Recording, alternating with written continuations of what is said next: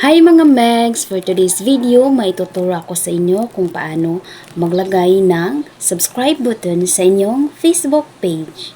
Open na po natin guys yung Facebook page. Pindutin nyo lang po yung profile ito.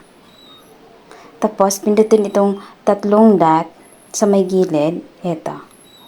Pindutin nyo lang yung view as. Makikita po natin dito na follow yung lagay. Ito guys. Follow button sa ating Facebook page.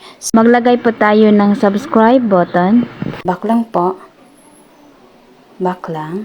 Pindutin edit action button. You can have 1 or 2 buttons show on your page to help people contact you, support you, or link to your website or app. So, 1 or 2 buttons lang po yung allow dito guys. Pindutin nyo lang yung edit buttons. At dito natin makikita guys kung ano yung gusto natin. Ang gagawin nyo lang po dito guys is pumili lang po kayo dito. Then, madami po itong pagpipilian. So, message, send WhatsApp message, call. So, pag call, pindutin nyo lang po yung box na maliit guys. I-check nyo po. Tapos, ilagay nyo dito yung phone number nyo. Tapos, email. Dito, ilagay nyo lang yung email nyo. Contact us. So, help people support you. So, book now.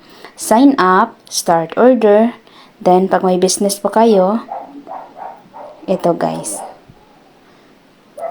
View shops, if you sell mga beauty products, pindutin nyo lang to guys. Now, set up Facebook shop.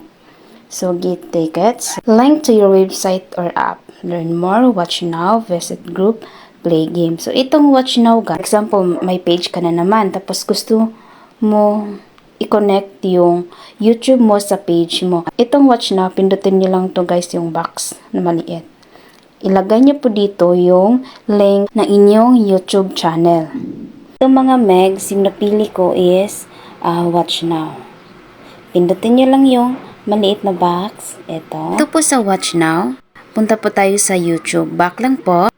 Pindutin nyo lang yung YouTube. Pindutin nyo lang guys yung you. Tapos, pindutin nyo lang yung view channel na sa ibabaw. Pindutin nyo lang yung drawing na parang lapis. Pindutin nyo lang megs yung channel URL para po makopy. Balik po tayo sa page. Lagay ko lang dito guys yung link ng YouTube. Pindutin nyo lang yung paste. Ito. Pindutin yung save.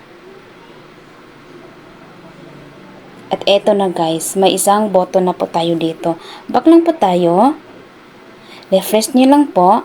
Pindutin yung tatlong dot. Pindutin yung view as. At eto na. May watch na po dito. Tsaka follow. Ganyan lang po kasimple guys kung paano maglagay ng or mag-add ng button sa inyong Facebook page. I hope na may natutunan po kayo and please do subscribe my YouTube channel and salamat!